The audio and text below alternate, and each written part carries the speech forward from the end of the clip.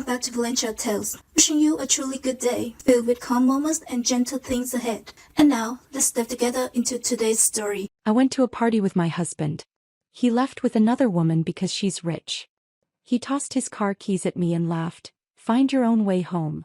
The next morning his phone wouldn't stop ringing, his mistress was crying, and he stood frozen at the door, realizing something he never expected. For 15 years I told myself that marriage requires compromise. That not every slight deserves confrontation. That maintaining peace is more important than defending pride. I told myself these things while my husband gradually erased me from his professional life, introduced me as someone who does bookkeeping instead of someone who runs a successful consulting practice, and spent our children's college fund on hotel rooms with a woman whose family owned half of Connecticut. I am Catherine Brennan, 42 years old. And I am very good at lying to myself when the truth is too uncomfortable to face. Before we continue, I want to thank you for joining me in sharing these stories of dignity reclaimed and justice served. If you believe that betrayal deserves accountability, please consider subscribing. It helps us reach more people who need to hear this. Now let's see how this unfolds. My specialty is financial restructuring for small businesses on the brink of collapse.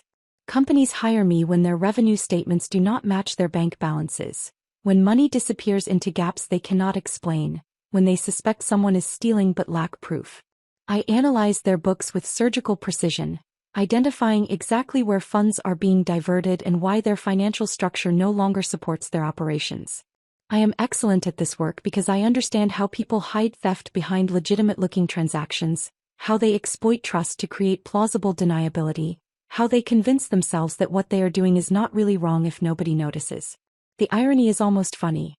I can spot financial deception in a corporate ledger within hours, but I missed it in my own marriage for 18 months.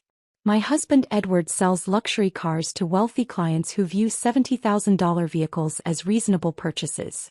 He is charming in that practiced way that makes people believe they are special, that their connection with him is unique, that he genuinely cares about their satisfaction rather than his commission.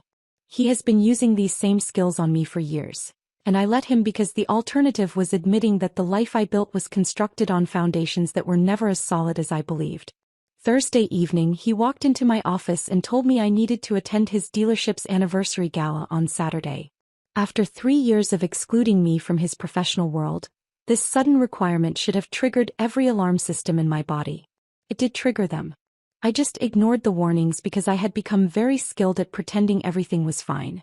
2 days later, I stood in a parking lot at midnight holding car keys my husband had thrown at my chest, watching him drive away with another woman, and I finally stopped lying to myself about what my marriage had become. But I am getting ahead of myself. To understand how I ended up in that parking lot, you need to understand what I was before that moment. You need to see the life I convinced myself was worth protecting, even as it slowly poisoned everything I touched. My home in suburban Connecticut looks like it belongs in a design magazine. White picket fence that Edward insisted on installing 5 years ago because successful people have white picket fences. Hydrangeas that bloom reliably every spring because I researched the correct soil composition and fertilization schedule and followed the instructions with the same precision I apply to balance sheets. Interior walls painted in fashionable neutral tones that Edward selected to impress the colleagues he occasionally brought home for cocktails before he stopped bringing anyone home at all. Everything curated. Everything intentional. Everything designed to project an image of stability and achievement that had nothing to do with the reality happening inside those carefully painted walls. Our daughter Olivia is 14, brilliant in that quiet way that often gets overlooked in a world that rewards volume over substance. She watches everything with dark eyes that miss nothing, absorbing information and drawing conclusions she keeps locked behind a careful mask of teenage indifference. 2 months ago she asked me why Dad does not eat dinner with us anymore. I gave her the standard explanation about his demanding work schedule, about important clients who required evening attention, about how successful people sometimes have to sacrifice family time for professional obligations. She looked at me with an expression that was far too knowing for a 14-year-old and said nothing, which somehow felt worse than if she had challenged my lies directly. Her silence was judgment. Her silence was understanding that I was protecting a fiction neither of us believed anymore. Our son James is 11, still open and affectionate in ways that boys his age are beginning to outgrow under social pressure to appear tough and unbothered. He hugs me when he comes home from school and tells me about his day with enthusiastic detail about lunch trades and playground politics and the chapter book his teacher is reading aloud during quiet time. 3 weeks ago he asked why Mom and Dad do not laugh together like his friend Mason's parents do. I told him that adults just get quieter as they get older, that it is normal and nothing to worry about, that love changes shape over time but remains steady underneath the surface changes. The words tasted like poison in my mouth even as I spoke them. My parents have been married 47 years and still hold hands when they walk through the grocery store. They still finish each other's sentences and share private jokes and look at each other like they are seeing something precious that nobody else can fully appreciate. I know what a real partnership looks like. I know what enduring affection feels like when it is genuine rather than performed. And I know with absolute certainty that what Edward and I have is not that and has not been that for longer than I want to calculate. But admitting that truth meant acknowledging that I had wasted 15 years building something that was already crumbling beneath me.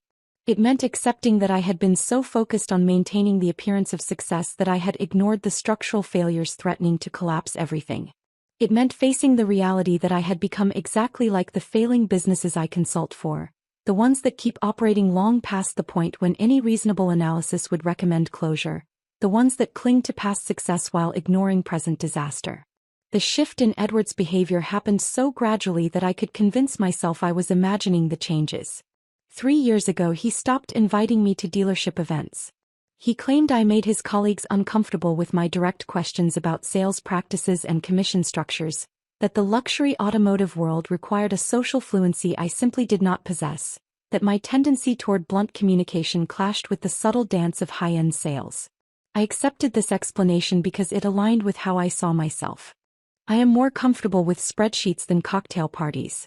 I am more at home analyzing financial statements than navigating small talk about golf handicaps and vacation homes in the Hamptons.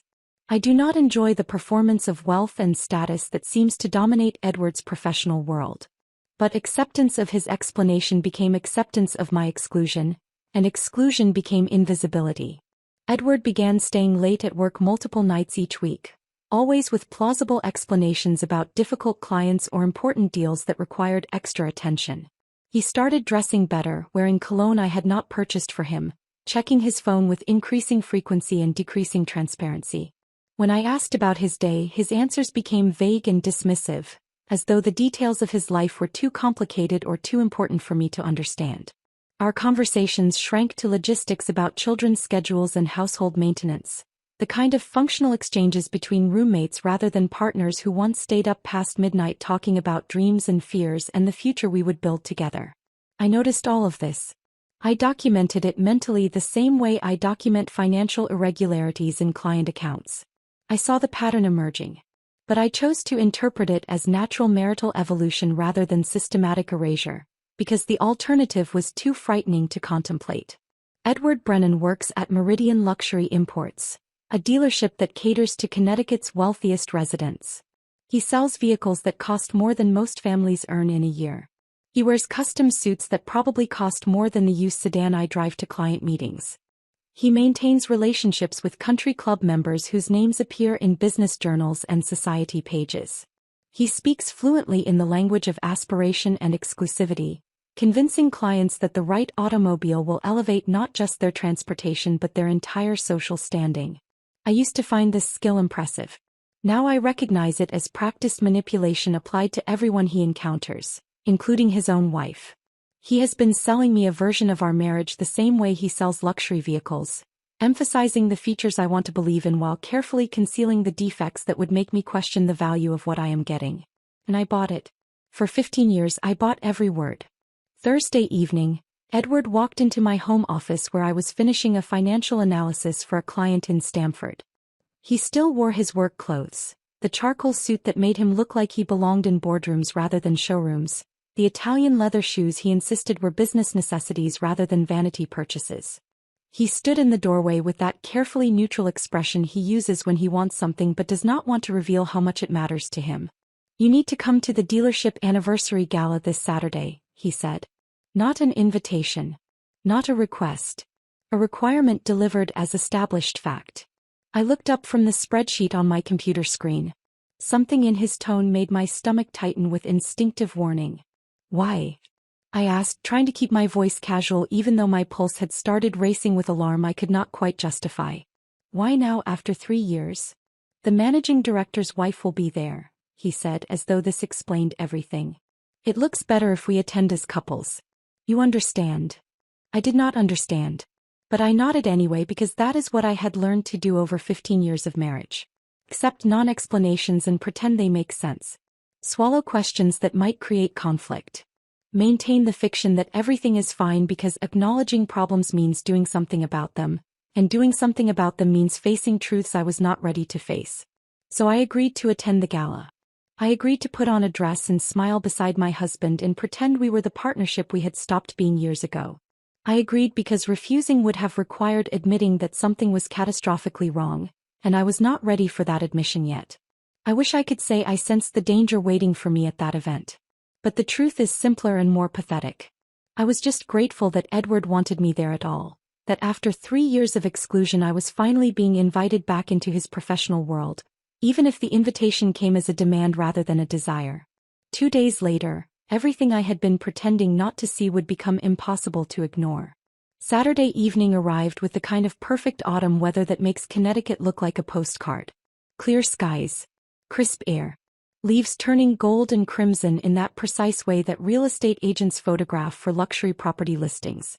Edward spent 40 minutes getting ready, adjusting his tie 3 times and applying cologne with more care than I had seen him take with his appearance in months. I watched him from the bedroom doorway and felt that familiar tightness in my chest that I had learned to ignore, the physical manifestation of instincts I refused to acknowledge. I wore the navy silk dress I had purchased 3 years ago for a client's wedding. It was the nicest piece of clothing I owned, elegant in a timeless way that does not go out of style because it was never quite in style to begin with. I paired it with simple jewelry and practical heels that would not leave me limping by the end of the evening. When I looked in the mirror I saw someone professional and presentable. When I looked at Edward in his custom suit and Italian leather shoes, I saw someone who belonged to a different world entirely. The drive to Brookfield Country Club took 30 minutes through suburban streets lined with homes that increased in size and grandeur the closer we got to our destination. Edward drove in silence, checking his phone at red lights with the kind of focused attention that suggested the messages he was reading mattered more than anything happening in the car with his wife. I stared out the window and tried to remember the last time we had driven somewhere together without the children as a buffer between us. I could not recall a single instance in the past year. The Brookfield Country Club exists in a different economic reality than the one I inhabit. The building itself is a monument to inherited wealth, designed to intimidate anyone who was not born understanding the codes and customs of established privilege. Mahogany-paneled walls displayed photographs of members from generations past, all of them white and wealthy and wearing expressions that suggested they had never once questioned their right to occupy exclusive spaces. Crystal chandeliers cast warm light across marble floors polished to mirror brightness. The air smelled like expensive perfume and old money, that particular combination of leather and wood polish and entitlement that seems to permeate establishments where membership requires both substantial wealth and the correct ancestral connections. I felt immediately viscerally out of place. My dress, which had seemed perfectly appropriate when I put it on at home, now looked shabby beside the designer gowns surrounding me. Women wore clothing that cost more than most people's monthly mortgage payments, jewelry that required insurance riders, shoes that were probably custom-made in Italian workshops I had never heard of. They moved through the space with the confidence of people who had been attending events like this since childhood, who understood instinctively which fork to use and which topics were appropriate for polite conversation and how to laugh at jokes that were not actually funny but served some social function I did not comprehend. Edward transformed the moment we walked through those doors. It was not a gradual shift but an immediate and complete metamorphosis, like watching someone put on a mask they had worn so many times it fit more comfortably than their actual face. His posture straightened. His smile widened into something that looked genuine but felt calculated. His voice took on that particular tone he uses with wealthy clients, warm and engaging and just slightly deferential, suggesting that he recognized their importance while implying that he was sophisticated enough to move in their circles as an equal rather than a servant. He worked the room with practiced efficiency, moving from group to group with the timing of someone who understands exactly how long to stay in each conversation before moving to the next opportunity. I followed slightly behind him like an accessory he had reluctantly brought along, smiling politely at people whose names I forgot the moment I heard them. Edward introduced me the same way each time. "This is my wife, Catherine. She does bookkeeping for small businesses." The phrasing was deliberate. Not financial consulting. Not business restructuring. Bookkeeping. A word that suggested I sat in small offices helping shopkeepers balance their registers, rather than analyzing complex financial structures for companies with multi-million-dollar revenues. I should have corrected him. I should have explained that I run a successful consulting practice specializing in corporate financial analysis and restructuring. But I said nothing because correcting Edward in front of his colleagues felt like starting a fight I did not have the energy for, and because some part of me had internalized his assessment that my work was not impressive enough to warrant accurate description. The ballroom filled steadily as more guests arrived. I accepted a glass of wine from a passing server and positioned myself near a decorative column where I could observe without being required to participate. Edward had already moved away from me, absorbed in conversation with a group of men wearing suits that probably cost more than my car. They laughed at something he said, and I watched him glow with the validation of being accepted into their circle, of being treated as though he belonged among people whose wealth dwarfed his own. Then she walked in and everything changed. Vanessa Whitmore did not simply enter the ballroom. She commanded its attention with the kind of effortless confidence that comes from never once in your entire life questioning whether you belong somewhere. She was stunning in that carefully constructed way that requires both genetic advantage and substantial financial investment. Her hair fell in perfect waves that could only be achieved through professional styling. Her dress was clearly custom designed rather than purchased from any rack, fitting her body with the precision that only bespoke tailoring can achieve. Her jewelry sparkled with genuine stones that caught the chandelier light and threw it back in calculated brilliance. But what struck me most was not her appearance. It was the immediate transformation in Edward when he spotted her. His entire face changed. The professional mask he had been wearing since we arrived fell away, replaced by something raw and unguarded. His expression illuminated with an intensity one had not witnessed directed at me in years, perhaps ever. He looked at Vanessa Whitmore the way I had always hoped someone would look at me, the way romantic movies promised was possible if you found the right person. He looked at her like she was the only person in the room who mattered. They gravitated toward each other like magnets, crossing the ballroom with the inevitability of objects following natural laws. When they met, Vanessa placed her hand on Edward's arm with casual intimacy, and he leaned close to hear something she said in a voice too low for anyone else to catch. They laughed together, and it was the kind of genuine laughter that comes from shared understanding rather than social obligation. I stood by my decorative column and watched my husband fall into conversation with another woman as though I did not exist. As though the past 15 years had never happened.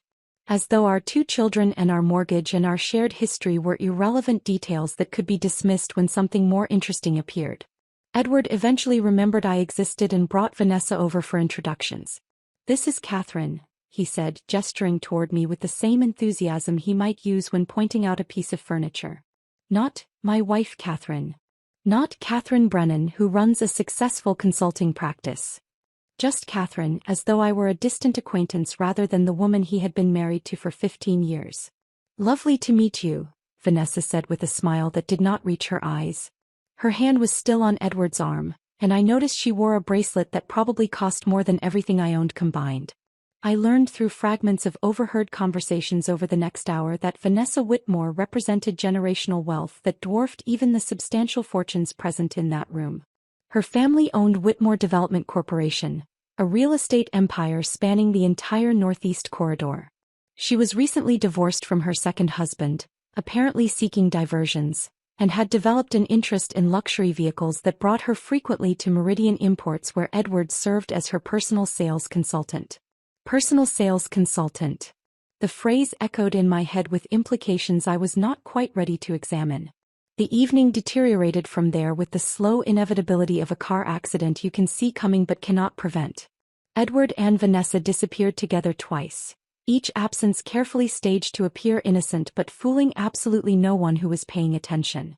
The first time, Edward claimed they needed to discuss specifications for her new vehicle order and would step out to the terrace where they could talk without the ballroom noise.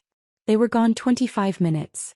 When they returned, Vanessa's lipstick was slightly smudged, and Edward's tie had been loosened in a way that suggested hands other than his own had been involved in its adjustment. The second disappearance happened near the bar. Edward said something about getting fresh drinks, and Vanessa laughed and said she would help him carry them back. This should have taken 3 minutes. It took 20. I stood alone near my decorative column, nursing the same glass of wine I had been holding for an hour, pretending I did not notice the pitying glances from other wives or the whispered conversations that stopped abruptly when I moved within earshot. One woman looked at me with genuine sympathy before her husband quickly guided her away, clearly unwilling to become involved in someone else's marital drama. I later learned her name was Margaret Ashford, and she would play an unexpected role in what came next, but in that moment she was just another witness to my public humiliation.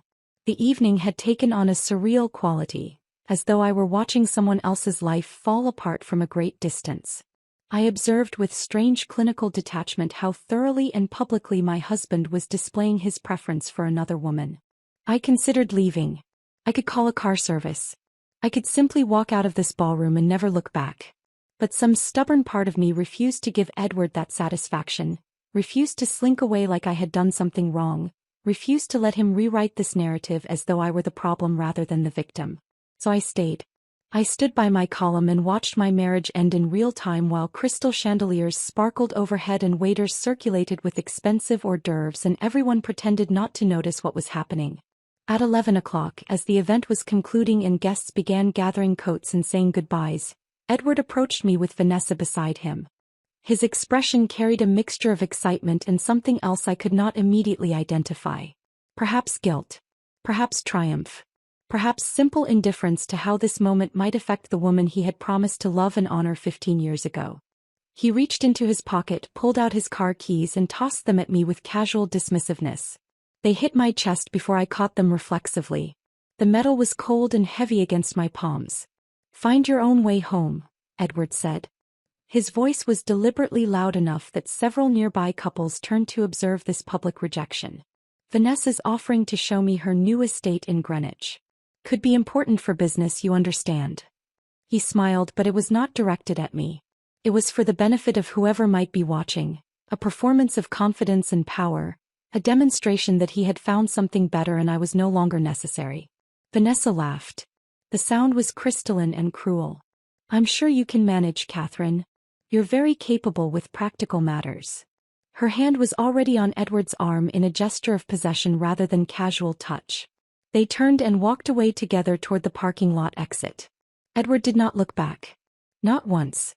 The parking lot suddenly felt enormous and empty despite being filled with expensive vehicles.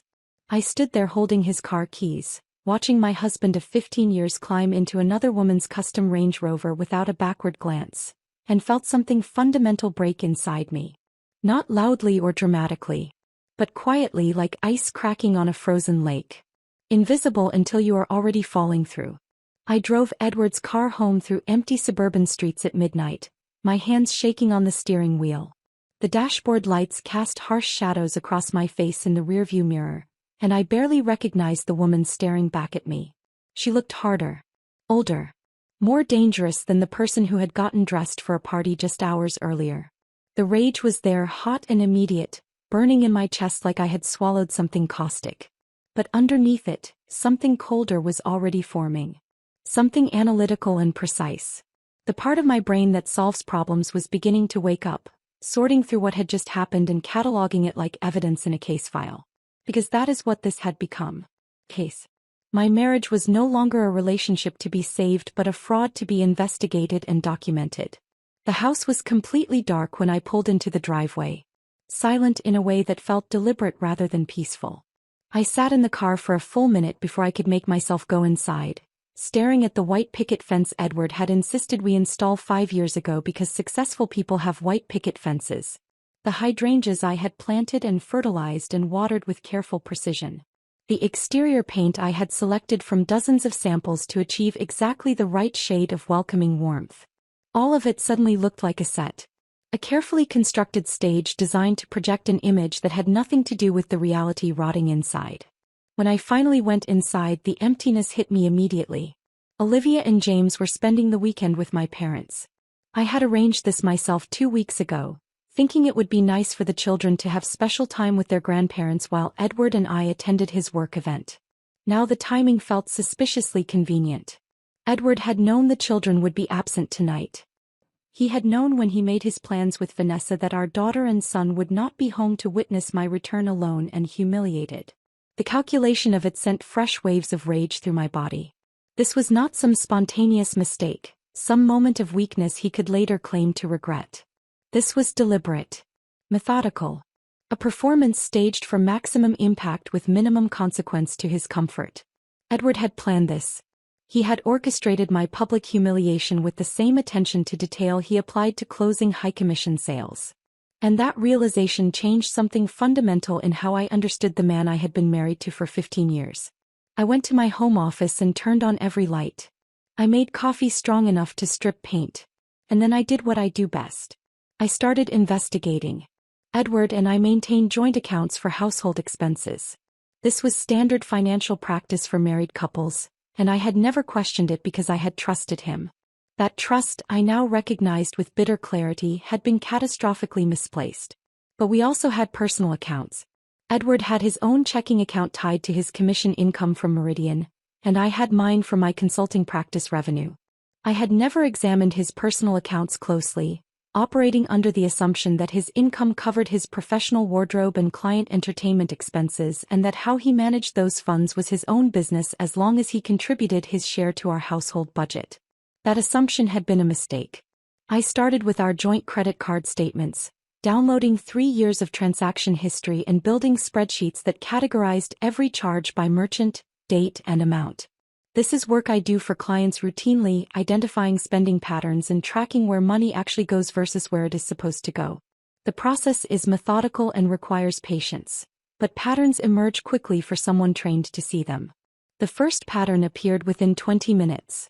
Regular charges at the Brookfield Inn, appearing every Friday afternoon over the past 8 months. Always for the same amount. $275. I pulled up the hotel's website and checked their room rates. Premium suite. Friday afternoon check-in. The timing and amount matched exactly. Every Friday for 8 months, Edward had been renting a hotel room. While I thought he was working late or meeting clients or doing whatever he claimed was keeping him at the dealership past normal business hours, he had actually been 20 minutes away in a hotel suite that cost $275 for a few hours of privacy. I added up the charges. 8 months. Approximately 32 weeks. Nearly $9,000 spent on hotel rooms. But that was just the beginning. As I continued building my spreadsheet, more patterns emerged. Expensive restaurant charges on evenings when Edward claimed to be working late. Places I had never been to, meals I had never shared. Multiple purchases at jewelry stores.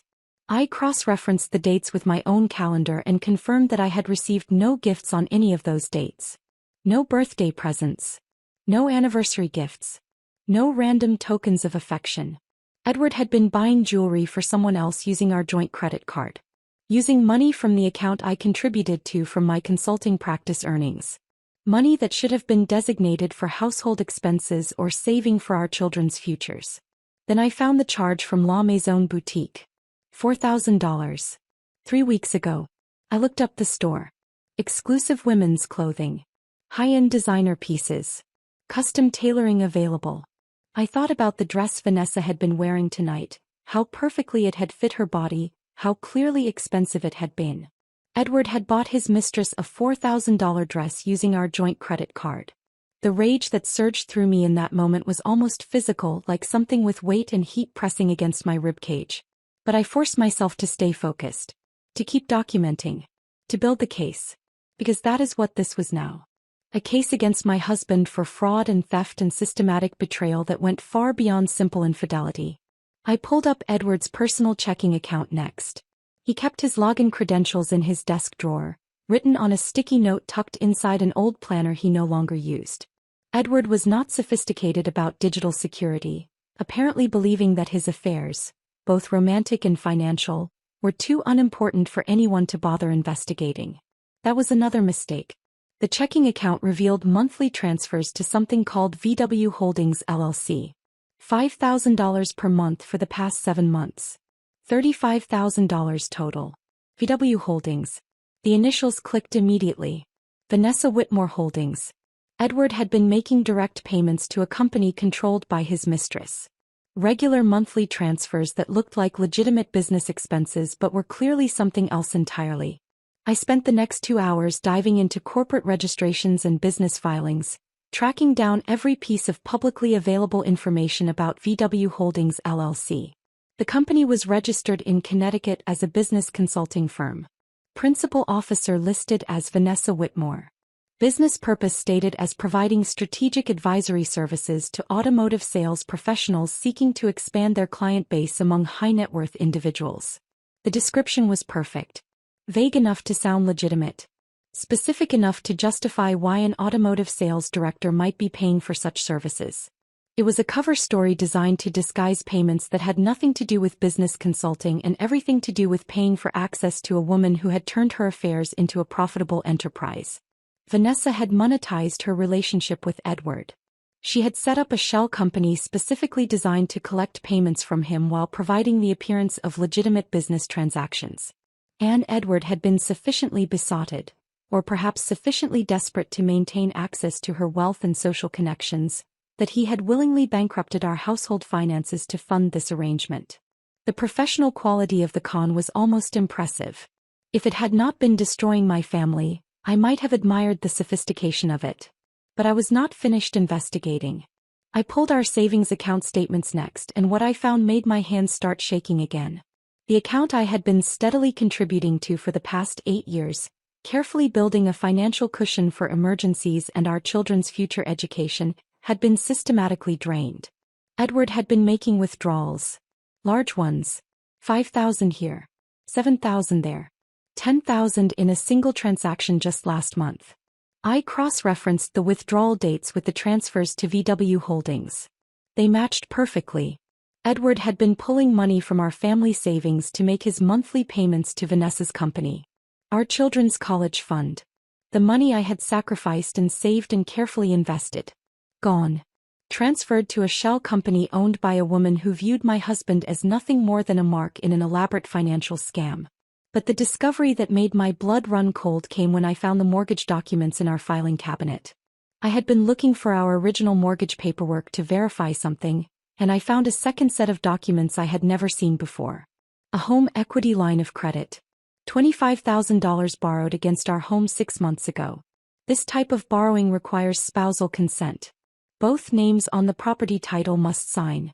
I looked at the signature page and saw my name written in handwriting that was close to mine but not quite right. I pulled out other documents with my actual signature. Tax returns. Legal papers from my business incorporation. The deed to our house from when we first purchased it 15 years ago. I laid them side by side and compared. The forgery was obvious once I knew to look for it. The signature on the mortgage documents was slightly too large. The loop on the capital C was wrong. The slant did not quite match my natural handwriting. Someone had practiced writing my name and had gotten close enough to fool a loan officer who had no reason to question it, but not close enough to fool me when I looked carefully. Edward had forged my signature on legal documents to take out a loan against our home without my knowledge or consent. That was not just betrayal. That was fraud. Criminal fraud that could have legal consequences beyond divorce proceedings. I sat back in my office chair and stared at the documents spread across my desk. Bank statements. Credit card records. Corporate filings. Mortgage papers.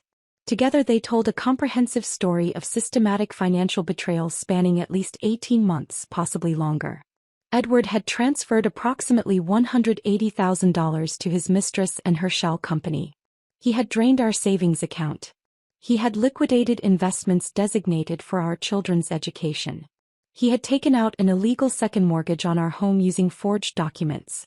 And he had done all of this while maintaining the fiction that he was the primary breadwinner, while minimizing my contributions to our household, while introducing me as someone who does bookkeeping rather than someone who runs a successful financial consulting practice. The sky was starting to lighten outside my office window. I had been awake all night building spreadsheets and tracking money trails and assembling evidence. My coffee had gone cold hours ago. My eyes burned from staring at computer screens and printed documents. But I had what I needed. A complete financial picture of Edward's betrayal. documentation that could not be disputed or explained away. Evidence that would stand up in court when I filed for divorce and demanded accountability for what he had done. Edward had thrown his car keys at my chest and told me to find my own way home. He had walked away with another woman without a backward glance, confident that I would accept this humiliation and quietly disappear from his life without causing problems. He had made a catastrophic miscalculation, because I had found my way home. And now I was going to systematically dismantle everything he thought he had built with Vanessa Whitmore, using his own documented crimes as weapons against him. At 7 in the morning my phone rang. I had not slept. I was still sitting at my desk surrounded by printed bank statements and spreadsheets, my eyes burning from hours of staring at financial documents, my coffee long since gone cold. The caller ID showed Edward's number.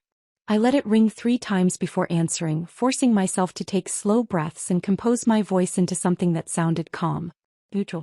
As though I had not just spent the entire night documenting his systematic theft from our family. Catherine, I need you to transfer $50,000 from your business account to my personal checking today, Edward said without preamble. No greeting. No apology for throwing car keys at my chest in a parking lot full of witnesses. No acknowledgement that he had abandoned me at a public event and spent the night with another woman. Just a demand for money, delivered as though requesting this amount was equivalent to asking me to pick up groceries. It's urgent, he continued when I did not respond immediately. Business opportunity that can't wait. The audacity of it was so staggering that I almost laughed. After everything he had done, after the public humiliation and the private betrayal, after draining our savings and forging my signature on mortgage documents, he was calling to demand more money from the business account I had built through my own work. Money that had nothing to do with him or his income or his life at Meridian Imports. What business opportunity? I asked, keeping my voice carefully neutral despite the rage burning in my chest. Vanessa's offering to invest in a luxury vehicle leasing venture I'm starting, Edward said, and I could hear the excitement in his voice. The belief that he was on the verge of something important. But I need capital to demonstrate commitment. She's putting in $500,000. I need to match 10% to secure the partnership. He was scamming him. Still scamming him even now after he had already given her nearly $200,000. Vanessa had no intention of investing anything. This was the final extraction, the last withdrawal before she disappeared entirely and moved on to her next target. The realization crystallized with perfect clarity. Edward was not just a cheating husband. He was a mark in a sophisticated con operation, too blinded by infatuation and desperation to recognize that he was being played. I'll need to review the business plan and partnership documents before transferring that amount, I said, maintaining my professional tone. Send them to me and I'll make my decision. There's no time for your analysis, Catherine, Edward said, and I could hear irritation creeping into his voice. This is opportunity knocking. Either you're with me or you're in my way. I see, I said quietly. I'll make my decision soon. I hung up before he could respond and immediately pulled up the contact information for David Martinez. David was an attorney who specialized in marital fraud and asset protection. He had been a client of mine 2 years earlier when his small practice faced financial difficulties that threatened to destroy everything he had built. I had analyzed his books, identified where money was being wasted, restructured his billing practices, and helped him implement systems that turned his struggling firm into a profitable operation. He had told me at the time that if I ever needed legal help he would return the favor. I called his cell phone at 7:15 in the morning. He answered on the third ring, his voice still rough with sleep. David Martinez. David, this is Catherine Brennan. I need help. My husband has been systematically stealing from our family to fund an affair, and I need someone who specializes in marital fraud. There was a brief pause and then his voice sharpened with focus. Tell me everything. I spent 20 minutes walking him through what I had discovered.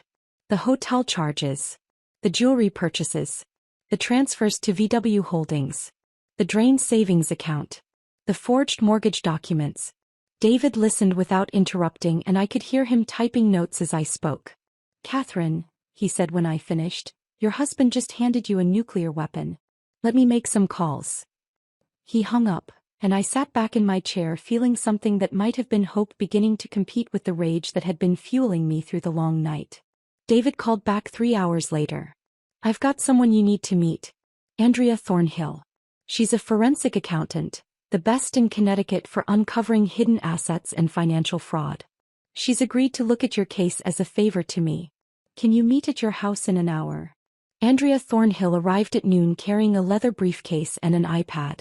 She was in her early 40s, professionally dressed, with sharp eyes that immediately began cataloging details about my home and my demeanor.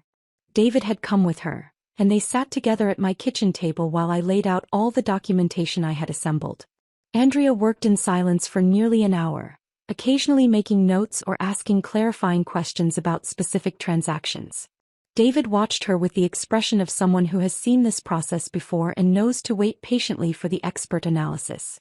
Finally, Andrea looked up from the documents spread across my table. Her expression had shifted from professional interest to something approaching genuine outrage. This is one of the most comprehensive patterns of marital financial fraud I've encountered in 15 years of practice, she said. Your husband has systematically depleted marital assets, committed forgery to obtain illegal loans, and transferred substantial sums to what appears to be a shell company. Any one of these actions would be sufficient grounds for favorable divorce terms. Together, they represent potential criminal fraud. She paused, tapping one finger against a printout of the VW Holdings corporate registration. But there's something else here, Andrea continued. These payments to VW Holdings. The amounts, the regularity, the business consulting cover story. I've seen this exact pattern before. Twice, actually, in cases I worked over the past 2 years. Different victims but the same company name. The same principal officer listed. Vanessa Whitmore, I said. Yes. I think your husband's mistress is running a serial con operation targeting married men with disposable income. And if that's true, there will be other victims. Other men making payments to the same shell company under the same false pretenses. Andrea opened her iPad and began searching through databases I did not have access to, her fingers moving quickly across the screen. David and I watched in silence as she worked. Here, Andrea said after several minutes. VW Holdings LLC has received payments from multiple sources over the past 2 years. I can see at least 3 other individuals making regular transfers. All of them connected to Meridian Luxury Imports based on the account information I can access. She looked up at me with an expression that was part sympathy and part professional excitement at uncovering a complex fraud scheme. Your husband is not special to Vanessa Whitmore. He's one of several marks she's been running this scam on simultaneously. She targets middle-aged men in high-commission sales roles. Men with access to significant income but without the generational wealth she possesses. Men who are susceptible to flattery from someone they perceive as unattainable. She initiates affairs, gradually introduces investment opportunities that require capital contributions, and extracts maximum value before disappearing. Andrea turned her iPad so I could see the screen showing corporate tax filings for VW Holdings. But here's the critical mistake she made. VW Holdings has been generating substantial revenue without filing appropriate tax returns. She's not declaring these payments as income. That's tax evasion, and the amounts involved are significant enough to trigger serious IRS penalties. She pulled up a calculator and started running numbers. Based on what I can see, Vanessa Whitmore owes approximately $250,000 in back taxes on unreported income, not including penalties and interest that will likely double that amount. And the evidence is thoroughly documented in bank records and corporate filings. David leaned forward. Can we use this? Absolutely, Andrea said. We file for divorce with comprehensive financial exhibits. But we also file a civil fraud lawsuit against Vanessa Whitmore and VW Holdings, naming Edward as a co-plaintiff despite his involvement. We argue that he was a victim of deliberate financial fraud. And we forward all documentation to the IRS showing unreported income from her shell company. She looked at me directly. Catherine, we can potentially recover a substantial portion of the money your husband transferred. We can demonstrate to the divorce court that you are pursuing legitimate legal remedies rather than acting vindicatively. And we can ensure that Vanessa Whitmore faces consequences for running a systematic fraud operation. How long will this take? I asked. I'll need 48 hours to complete my investigation and compile a comprehensive report, Andrea said. David can file the legal paperwork by Monday morning. David nodded. The divorce filing will include detailed financial exhibits documenting Edward's fraudulent mortgage, unauthorized depletion of marital assets, and payments to Vanessa's company. The civil fraud lawsuit will demand full return of all transferred funds plus damages. And the IRS documentation will trigger an audit that will scrutinize Vanessa's entire financial structure. He paused, meeting my eyes. Once we set this in motion, there's no going back. Your husband will know you've discovered everything. Vanessa will know she's been exposed. This will get ugly. It's already ugly, I said. They made it ugly when they threw car keys at me in a parking lot and drove away together.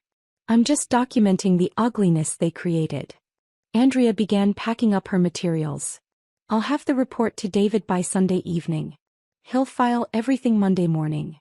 After they left, I sat alone in my kitchen and felt something shift inside me. The rage was still there, hot and immediate.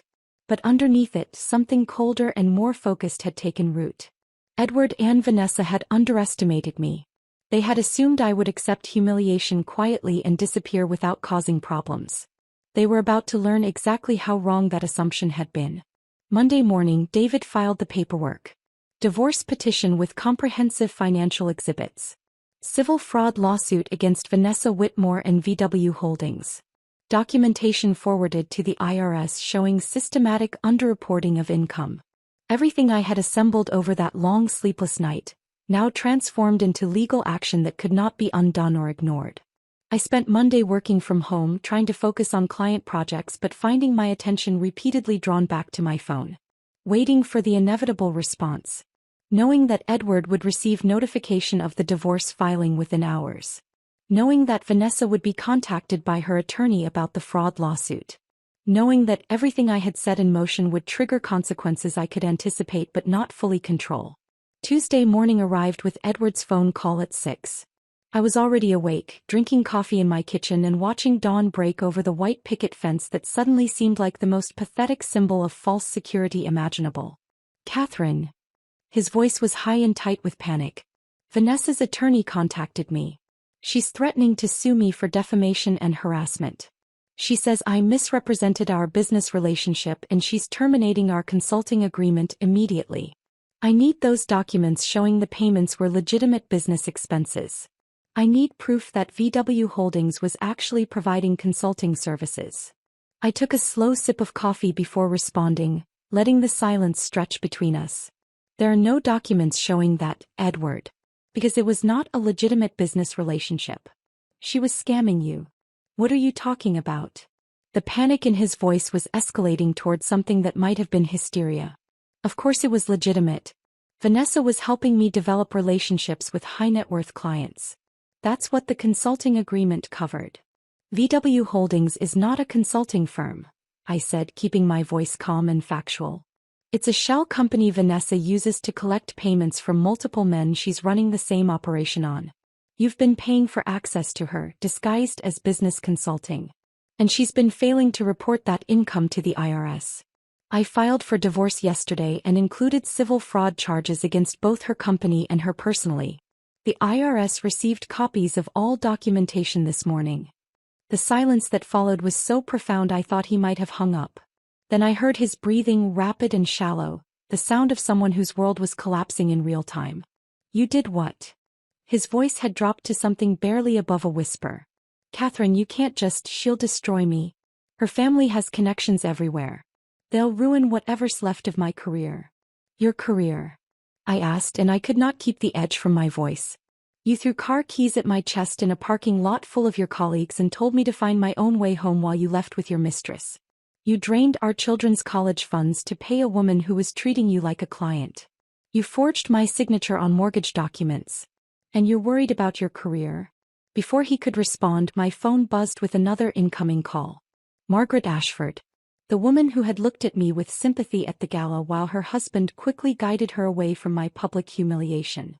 Edward, I have another call, I said and disconnected without waiting for his reply. Catherine, this is Margaret Ashford. We met briefly on Saturday evening. I remember. Thank you for calling. I'm calling because my husband Thomas just informed me that Meridian Imports terminated Edward's employment this morning. Margaret's voice was careful, as though she was choosing each word deliberately.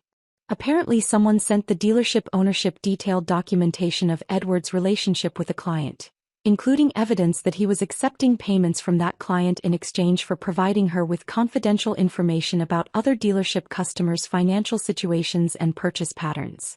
That's grounds for immediate termination under his employment contract. I had not sent that information to Meridian, which meant someone else had.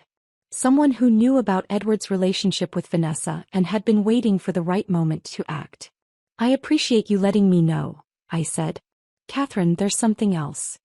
Margaret paused, and I could hear her taking a breath as though preparing to share something difficult. Vanessa Whitmore contacted my husband this morning in a complete panic. Apparently her family's attorneys have informed her that the IRS documentation you filed has triggered an audit not just of VW Holdings but of Whitmore Development Corporation's entire financial structure. Her father is reportedly furious. He's cut off her access to family funds until the situation is resolved. The Whitmore family is very protective of their reputation and very concerned about their own tax exposure.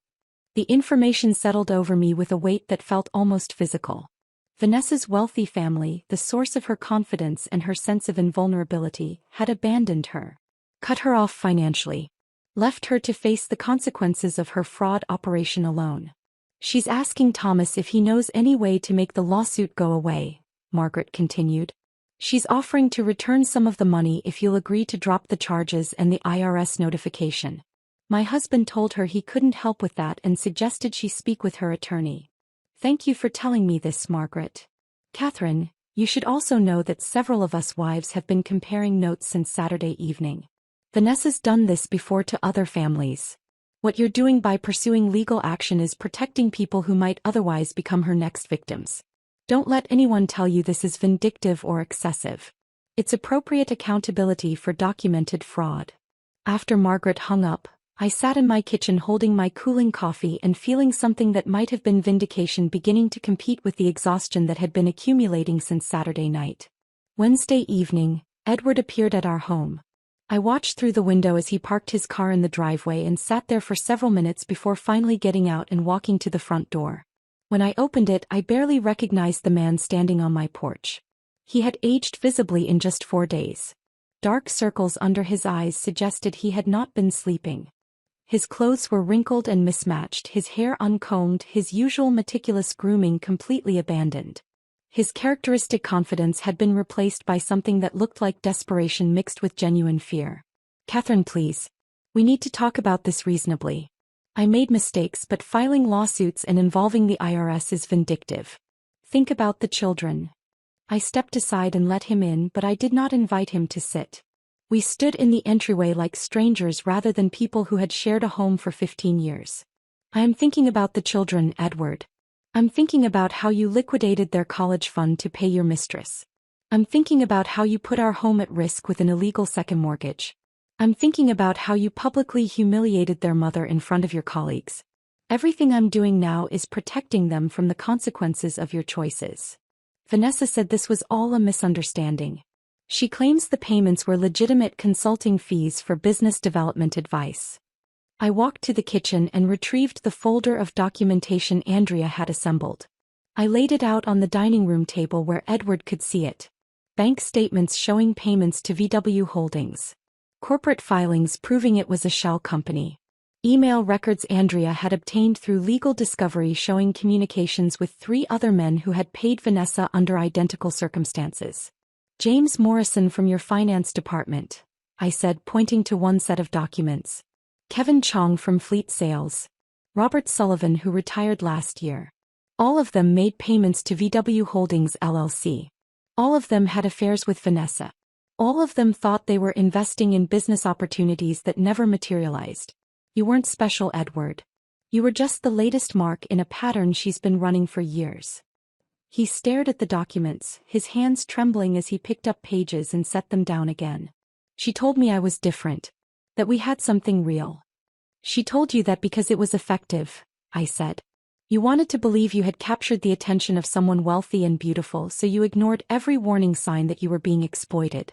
You wanted access to her world badly enough that you bankrupted our family to pay for it. Edward looked up at me, and for the first time I saw genuine recognition in his eyes. Not remorse exactly, he was not self-aware enough for genuine remorse, but at least acknowledgement that he had been thoroughly deceived. "What happens now?" he asked quietly. "Now you move out of this house. You cooperate fully with the divorce proceedings. You find new employment. And you hope the judge shows mercy when determining child support, because based on current income calculations, you're going to struggle to make those payments. Where am I supposed to go? I genuinely do not care, Edward. Perhaps you should call Vanessa and ask if her Greenwich estate has a spare room. Though I suspect she's not taking your calls anymore." He left that evening with 2 suitcases, loading them into his car while I watched from the window. The same car I had driven home Saturday night. The keys he had thrown at me still sat in my desk drawer, kept as evidence for the divorce proceedings. After he left, I sat alone in the kitchen and realized I could no longer protect our children from the truth. Olivia and James deserved to know why their father had moved out, why their lives were about to change dramatically. They deserved honesty rather than comfortable lies that would eventually unravel anyway. I called my parents and asked them to bring the children home the following morning. When Olivia and James walked through the door Thursday morning, I saw immediately that Olivia had already guessed most of what had happened. Her expression was guarded, protective of her younger brother who looked confused about being brought home early. I sat them both down at the kitchen table. "Your father and I are getting divorced. He made choices that broke trust in our marriage. He was spending time and money on someone else instead of our family. I know this is hard and I'm sorry you have to go through this." James cried. Olivia reached across the table and took my hand. "I'm proud of you, Mom," she said, "for not pretending anymore." The 6 weeks between Edward moving out and our court date passed in a strange blur of activity and waiting. I worked with David and Andrea to refine our documentation, adding layers of evidence that made Edward's fraud increasingly impossible to dispute. I met with my children's school counselors to explain the family situation and ensure Olivia and James had support systems beyond what I could provide alone. I continued working with my consulting clients, finding that the analytical work helped ground me when everything else felt like it was spinning out of control. The story had leaked to local media. Not through me but through channels I could not control once court filings became public record. A reporter from the Connecticut Post called me 3 times asking for comment on what they were calling the luxury car love triangle fraud case. I declined to speak with them. My silence did not stop the coverage. The narrative was too compelling. A wealthy socialite running a systematic con operation on multiple married men. A shell company disguised as business consulting. Nearly $1 million in unreported income. Federal prosecutors reportedly considering wire fraud charges. Edward's life had collapsed with remarkable speed. Terminated from Meridian Imports. Unable to find comparable employment in the luxury automotive industry because word traveled fast in that insular community. Living in a studio apartment 40 minutes away that he could barely afford on unemployment benefits. Vanessa had stopped returning his calls the moment her attorney contacted her about the fraud lawsuit. The business opportunity Edward had been so excited about, the one he had demanded $50,000 from my business account to invest in, had evaporated completely. The divorce hearing was scheduled for a Thursday morning in late October. The courthouse was smaller than I had anticipated, less imposing than the courtrooms shown on television but no less consequential. The building itself was old, built in an era when government architecture was meant to project stability and permanence rather than modern efficiency. High ceilings. Wooden benches worn smooth by generations of people waiting for their cases to be called. The smell of old paper and floor polish and the anxious sweat of people whose lives were being decided by judges they had never met. Judge Marianne Sheffield presided over family court matters in this district. David had briefed me extensively on her background and reputation. 58 years old. On the bench for 19 years. Former prosecutor who had handled financial crimes before being appointed to the judiciary. Known for having zero tolerance for any form of financial fraud within marriages. David said she had never once, in nearly 2 decades of presiding over divorce cases, awarded favorable terms to a spouse who had committed documented financial betrayal. Her rulings were thorough, well-reasoned, and consistently upheld on appeal because she was meticulous about following legal procedure while delivering justice that felt appropriate to the circumstances. Edward sat at the defendant's table with a public defender who looked barely old enough to have graduated law school. Edward could no longer afford private representation. The young attorney kept glancing at the thick folders of documentation David had submitted to the court, and I could see in his expression that he knew his client was indefensible. He was here because the system required Edward to have legal representation, not because there was any realistic argument to be made in Edward's favor. Judge Sheffield entered and we all stood. She was exactly as David had described. Steel gray hair cut in a practical style that required minimal maintenance. No jewelry except for simple earrings and a watch. Reading glasses hanging from a chain around her neck. The expression of someone who had heard every excuse and lie and desperate rationalization that people could produce when their marriages fell apart and found none of them particularly novel or compelling. "Please be seated," she said, and her voice carried the kind of authority that made you want to sit up straighter and pay attention. "We are here for the divorce proceedings of Brennan versus Brennan. I have reviewed all submitted documentation. Counsel, you may proceed." Edward's public defender stood and made his argument. He claimed Edward had been a victim of manipulation by a sophisticated con artist. That Edward had already suffered significant consequences including job loss and public humiliation. That the court should show compassion for a man who had been deceived and avoid punishing him further by stripping him of marital assets. That Edward deserved the opportunity to rebuild his life without being financially destroyed by divorce terms that seemed vindictive rather than fair. Judge Sheffield listened without interrupting. Her expression revealed nothing. When the public defender finished and sat down, she turned to David. "Mr. Martinez, your response." David stood and approached the bench with the calm confidence of someone who knew he held every advantage. He provided Judge Sheffield with the comprehensive documentation Andrea had assembled. Complete financial records showing systematic depletion of marital assets over 18 months. Bank statements proving Edward had drained savings accounts and liquidated investment funds without my knowledge or consent. The fraudulent second mortgage with forged signatures that Andrea's analysis had proven were not authentic. Records of payments to VW Holdings totaling nearly $200,000. Evidence that I had been the family's primary source of stable income throughout our marriage while Edward's commission-based earnings fluctuated wildly based on market conditions and his personal sales performance. David also presented written testimony from Margaret Ashford and 2 other women whose husbands had been targeted by Vanessa Whitmore. Their statements described identical patterns of behavior. Affairs that began with flattery and attention from a woman who seemed impossibly out of reach. Gradual introductions of investment opportunities that required substantial capital contributions. Promises of business partnerships and access to wealthy social circles. And eventually, the revelation that they had been systematically deceived and financially exploited. "Your Honor," David concluded, "Mr. Brennan did not simply commit infidelity, which would itself constitute grounds for favorable divorce terms for my client. He systematically defrauded his own family by liquidating assets without spousal consent, forging legal documents to obtain loans against property he did not solely own, and prioritizing payments to his mistress over his children's welfare and education.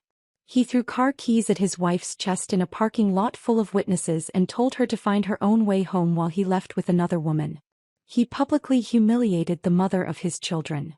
And he did all of this while positioning himself as the family breadwinner despite the documented evidence that Mrs. Brennan's consulting income provided the stable financial foundation that supported their household throughout their marriage." Judge Sheffield had been reading through the documentation while David spoke. Now she looked up, removed her reading glasses, and fixed Edward with a stare that could have frozen water. "Mr. Brennan, I have been on this bench for 19 years. In that time, I have presided over hundreds of divorce cases involving infidelity, financial disputes, and contested custody arrangements. I have seen marriages destroyed by addiction, by abuse, by fundamental incompatibility, and by simple neglect accumulated over years of failing to maintain partnership. But I have rarely encountered such comprehensive and deliberate financial betrayal within a marriage as what is documented in the evidence before me." She paused and I watched Edward physically shrink in his chair. His shoulders curved inward. His head dropped slightly. He looked like he wanted to disappear through the floor. "You did not simply have an affair," Judge Sheffield continued. "You destroyed your family's financial security to fund that affair. You forged your wife's signature on mortgage documents, which is not merely grounds for divorce but constitutes potential criminal fraud that could result in prosecution if Mrs. Brennan chose to pursue that option. You liquidated your children's education funds without consent or discussion. You systematically drained savings accounts that your wife had contributed to and built through her own professional labor. And you did all of this while maintaining the fiction that you were the primary financial provider for your household, when the documented evidence shows that Mrs. Brennan's consulting practice provided consistent and stable income while your commission-based earnings fluctuated significantly. Judge Sheffield put her reading glasses back on and looked down at her notes. The court awards Mrs. Catherine Brennan full ownership of the marital home, with Mr. Brennan's name to be removed from all property documents and title transferred solely to Mrs. Brennan. All remaining marital assets, including vehicles currently titled in either spouse's name and all investment accounts, are awarded to Mrs. Brennan. Mr. Brennan will be responsible for repaying the fraudulent second mortgage in full through a payment plan to be established with the lending institution. Child support is set at 30% of Mr. Brennan's gross monthly income, to be paid directly to Mrs. Brennan on the first of each month. Mrs. Brennan is awarded full legal custody of both minor children, with Mr. Brennan receiving supervised visitation rights pending successful completion of family counseling to be arranged through the court's Family Services Department. Edward's attorney started to stand, perhaps to object, but Judge Sheffield held up one hand. I am not finished. Mr. Brennan, you are extraordinarily fortunate that this court lacks jurisdiction to order you to repay the funds you transferred to Ms. Whitmore's company, as that matter is subject to separate civil proceedings currently underway. You are also fortunate that Mrs. Brennan has not filed criminal charges regarding the forged signatures on mortgage documents, though I note for the record that this option remains available to her should she choose to pursue it in the future. This court is adjourned. We walked out into October sunshine that felt almost too bright after the dim courtroom. David was already talking about next steps in the civil case against Vanessa, explaining that her attorney had been making overtures about potential settlement to avoid the publicity of a trial. My parents were waiting outside with Olivia and James, standing slightly apart from the small crowd of people waiting for other cases to be called. The moment my children saw me, they ran. James reached me first, crashing into me with the full force of an 11-year-old who had been worried about his mother. Olivia was more measured but no less urgent, wrapping her arms around both of us. Is it over? Olivia asked, her voice muffled against my shoulder. It's over, I said. And we're going to be okay. James pulled back slightly to look at my face. I'm glad we don't have to pretend anymore. I realized in that moment that my children had understood far more than I had given them credit for. They had been watching their parents' marriage slowly disintegrate. They had sensed the tension and dishonesty even when I thought I was hiding it successfully. And they had been waiting for someone to finally acknowledge the truth they already knew. 2 weeks after walking out of that courthouse with my children, my phone rang with a call from a number I did not recognize. I almost let it go to voicemail.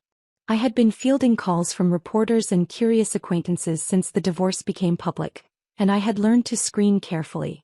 But something made me answer. Mrs. Brennan? My name is Linda Foster.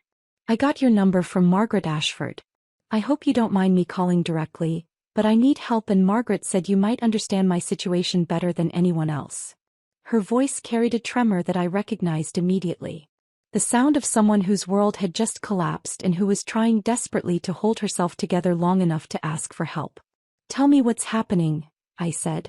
Over the next 40 minutes, Linda described a situation that felt uncomfortably familiar. A husband who traveled frequently for work. Credit card charges that did not make sense. Money disappearing from their savings account with explanations that became increasingly vague. A business investment he claimed would transform their financial future but required immediate capital she was supposed to trust him about without asking too many questions. Margaret told me what you did, Linda said. How you investigated your husband's finances and found evidence of fraud. I need someone who can do that for me.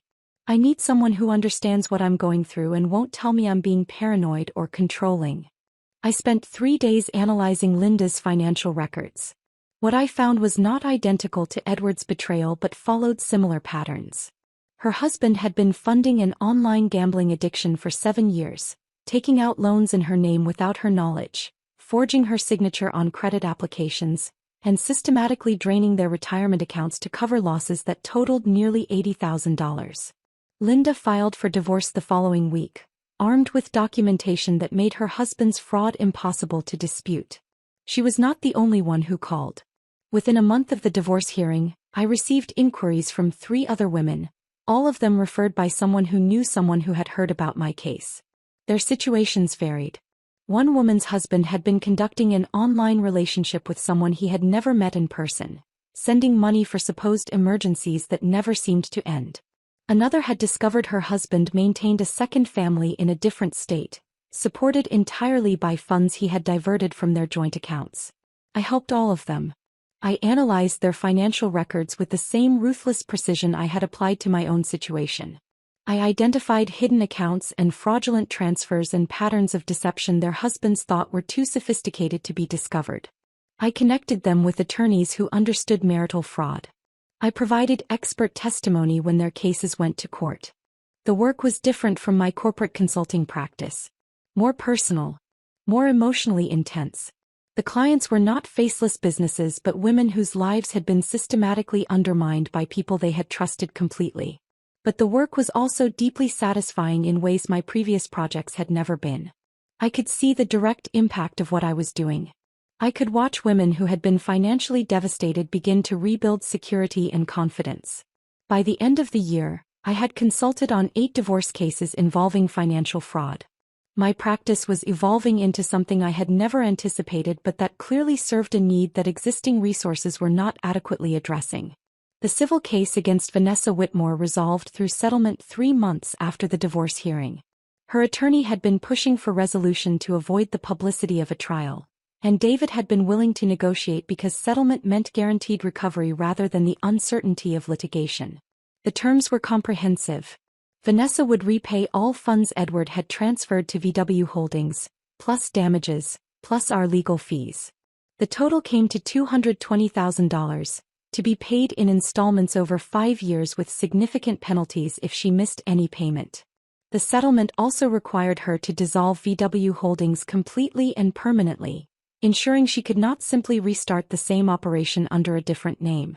But Vanessa faced consequences that extended far beyond what our lawsuit could impose. The IRS assessment totaled $340,000 in back taxes, penalties, and interest.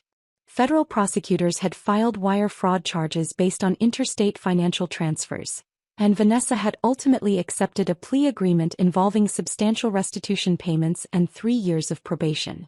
Her family had cut off all contact. Margaret told me through her network of social connections that the Whitmore family was reportedly ashamed by the scandal and deeply concerned about protecting their business reputation from association with Vanessa's criminal behavior. They had retained crisis management consultants to distance Whitmore Development Corporation from any connection to VW Holdings or the fraud investigation. Vanessa had moved to California according to the last information I received. She was working in commercial real estate. Her days of targeting vulnerable married men apparently concluded. Though I suspected that someone with her skills and her willingness to exploit others would eventually find new opportunities for deception in new locations. Edward's life had diminished in ways that would have seemed impossible 6 months earlier. He found work selling mid-range vehicles at a dealership that catered to families buying practical cars rather than wealthy clients purchasing luxury status symbols. His income was a fraction of what he had earned at Meridian. His monthly child support payments consumed most of what remained, leaving him with barely enough to cover rent on a studio apartment in a neighborhood where his car had been broken into twice in the first month. He showed up for his scheduled supervised visitations with Olivia and James, but the visits were strained and awkward. Olivia had gone through a phase of refusing to see him at all, her anger manifesting as complete rejection that I suspected hurt her as much as it hurt him. I never forced her to attend the visits when she adamantly refused, believing that rebuilding trust required her willingness rather than my insistence. James was more willing to maintain contact but had become emotionally guarded in ways that broke my heart. He treated the visits like obligations rather than opportunities for genuine connection. When Edward tried to explain that he had been deceived, that Vanessa had manipulated him, James would listen politely and then change the subject to something neutral like school or sports. Edward occasionally attempted to justify his actions during pick-up and drop-off exchanges, explaining to me that he had been as much a victim as anyone. I would listen without responding, understanding that he needed to construct a narrative where he was not entirely culpable for the destruction of his family. But I never validated that narrative. Being fooled by a sophisticated con artist does not excuse stealing from your own children's education funds or forging your wife's signature on legal documents. 6 months after the divorce finalized, Margaret Ashford called with information that surprised me. "Catherine, my husband Thomas has been referring his colleagues to your practice.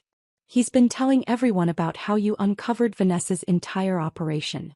He's framing it as legitimate financial investigation that protected other potential victims rather than personal revenge." "That's unexpectedly generous of him," I said. Thomas was uncomfortable with what happened at the gala. He saw how Edward treated you in that parking lot and felt guilty that nobody intervened. This is his way of making amends, I think. Several of his colleagues have wives who need financial consulting for various situations. He's been specifically recommending you as someone who is both thorough and discreet. Margaret organized informal gatherings with other wives from the automotive dealership community. These were not pity meetings or awkward social obligations but genuine connections with women who understood the particular vulnerabilities that came with being married to men in high-pressure sales environments where appearance and status often mattered more than substance. At one of these gatherings, a woman named Patricia confided that her husband had been targeted by Vanessa years earlier. He had ended the relationship before any financial damage occurred, but Patricia had suspected there was a pattern of behavior that extended beyond just her husband. She had been waiting for someone to expose what she believed was systematic fraud. Another woman, whose name was Susan, shared that she had begun conducting her own quiet financial audit of her marriage after witnessing what happened to me. She had discovered that her husband had been hiding significant debt from failed business ventures, using joint credit cards to make minimum payments while the principal balances grew exponentially. These connections evolved into an informal network. Women who were experiencing financial concerns in their marriages would reach out, and the network would direct them toward resources and professionals who could help. Sometimes that meant my consulting services. Sometimes it meant other attorneys or forensic accountants or therapists who specialized in helping people navigate the emotional trauma of discovering systematic deception. I had not intended to create this network. I had not planned to become known as someone who specialized in uncovering marital financial fraud. But apparently the combination of my analytical expertise and my willingness to pursue accountability aggressively when evidence warranted it had created something that filled a genuine need. My consulting practice was transforming. I still worked with small businesses that needed financial restructuring, but increasingly my client base included women who needed someone who could look at their household finances with the same ruthless precision I applied to corporate balance sheets.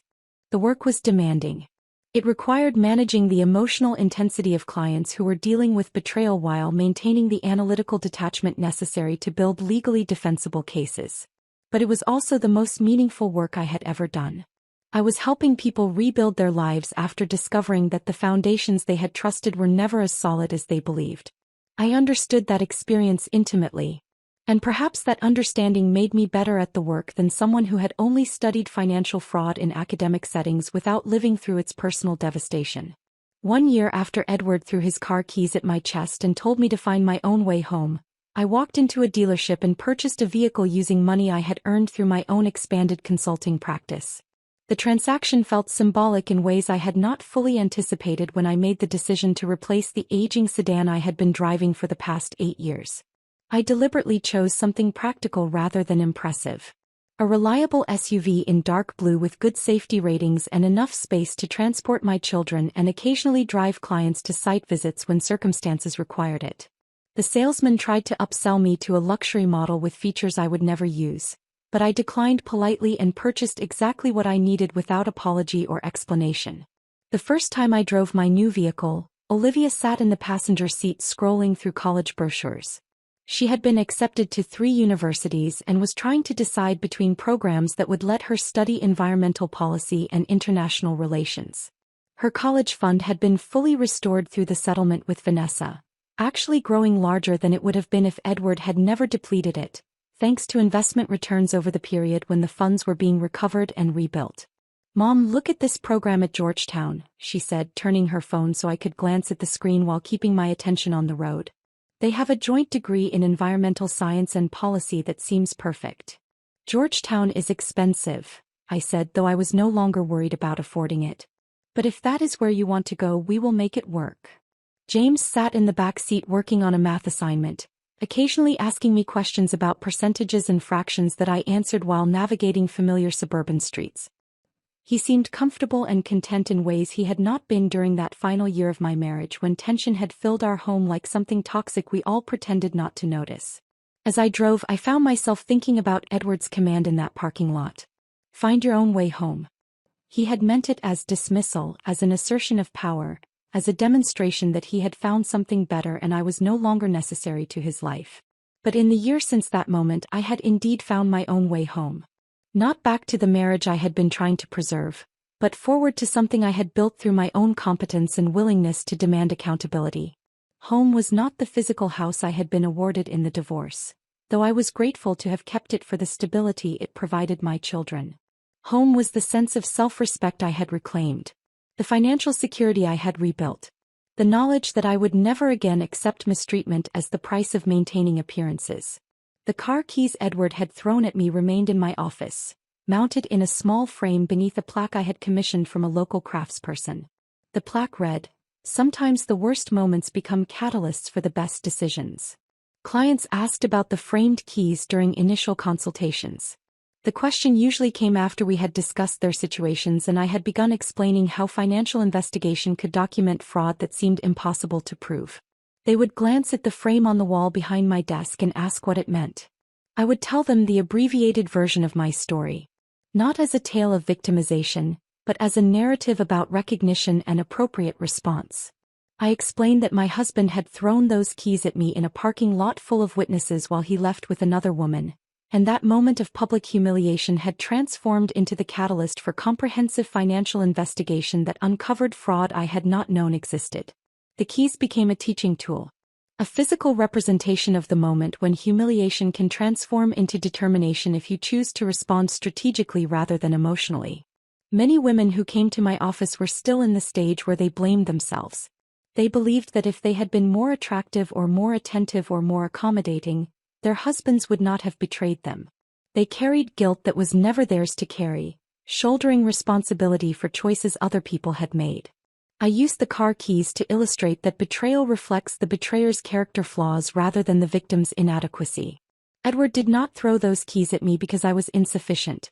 He threw them because he lacked integrity and made the catastrophic error of believing I would accept disrespect without consequence. That distinction mattered. Understanding that distinction was often the first step toward my clients being able to pursue accountability rather than accepting blame. Olivia's transformation over that year was perhaps the most meaningful outcome of everything that had happened. She had evolved from a quietly observant teenager into a young woman who understood that self-respect is not negotiable and that appropriate boundaries are essential for healthy relationships. One evening in late summer, about 10 months after the divorce had finalized, Olivia came into my home office where I was reviewing financial statements for a new client. She sat down in the chair across from my desk with the deliberate manner that indicated she wanted to have a serious conversation. "Can I ask you something?" she said. "Always. Do you regret marrying Dad?" I set down the documents I had been reviewing and gave her my complete attention. "I regret staying longer than I should have after recognizing the marriage had failed. But I do not regret the years that gave me you and James. You two are the best things I have ever done with my life, and that would not have been possible without your father." Olivia nodded slowly, processing this answer. "I used to think that being a good wife meant accepting whatever your husband did and making it work no matter what. That marriage required you to just tolerate things because commitment meant never giving up, even when the other person had already given up on you. That is not what healthy partnership looks like," I said gently. "I know that now. Watching you fight back taught me that being a good person means having standards and enforcing them, even when it is hard and people judge you for it." She paused, choosing her words carefully. "Several of my friends have parents in marriages that are obviously dysfunctional. Their moms tolerate infidelity or financial abuse because they are afraid of being alone or do not think they can support themselves independently. And I watch them pretending everything is fine, and it makes me sad because they are teaching their daughters that accepting mistreatment is normal." "What will you do differently?" I asked. I will never let anyone treat me the way Dad treated you. And if I ever realize that a relationship is destroying me, I will leave before it takes everything I have built. You taught me that survival after betrayal is not just possible but can actually lead to something better than what existed before. By the end of that first year, my consulting practice had evolved into something I had never intended but that clearly served a genuine need. I now offered comprehensive financial investigation and asset protection services for women navigating divorce, particularly in cases involving fraud, hidden assets, or financial abuse. We had helped clients across Connecticut and expanded into Massachusetts and New York, building a reputation for thoroughness, discretion, and aggressive advocacy when circumstances warranted it. I hired 2 additional financial analysts who specialized in forensic accounting. I brought on a private investigator named Robert Chin who had spent 15 years with the Connecticut State Police Financial Crimes Unit before retiring and starting his own practice. Robert was exceptional at uncovering hidden accounts and tracking asset transfers that people believed were too sophisticated to be discovered. We formalized these services under a new division of my consulting practice. I developed systems and protocols that could be replicated and scaled as demand continued growing. Andrea Thornhill joined as a permanent consultant, splitting her time between providing expert witness testimony in cases that went to court and training my staff on advanced forensic accounting techniques. The work was demanding. It required managing the emotional intensity of clients who were dealing with profound betrayal while maintaining the analytical detachment necessary to build legally defensible cases. But it was also the most meaningful work I had ever done. I could see direct impact in real time. Women who had been financially devastated by dishonest spouses gradually rebuilding security and confidence. Children whose college funds were recovered through our investigations. Families who avoided poverty because we identified and stopped fraudulent transfers before they could be completed. Every morning when I arrived at my office, I saw those car keys in their frame on the wall. And I remembered the lesson I had learned and now taught to others. The moment someone treats you as disposable is the moment you begin documenting everything. Because people who act with that level of contempt inevitably leave trails of evidence that will destroy them if you know where to look. Edward had believed throwing his car keys at me was an assertion of power. A demonstration that he had found someone better and I was no longer necessary to his life. What he had actually done was provide me with physical evidence of his contempt. Evidence I had used to build a case that systematically dismantled not only his life but also exposed an operation that had victimized multiple families. In trying to dispose of me, Edward had inadvertently created something far more powerful than the marriage he destroyed. He had created a professional practice dedicated to helping women refuse to be disposed of. A network of support for people experiencing financial fraud within their marriages. A legacy of accountability that extended far beyond my personal circumstances. That legacy mattered more than any relationship based on performed partnership rather than genuine respect. I had found my own way home. And in doing so, I had built something that would help countless others find theirs. If this story of financial justice and reclaimed dignity had you hooked, hit that like button now. My favorite part was when Catherine discovered the forged mortgage signature and realized Edward had committed actual fraud. What was your favorite moment? Drop your favorite scene in the comments below. Don't miss more powerful stories of people who refuse to accept betrayal quietly. Subscribe and hit that notification bell.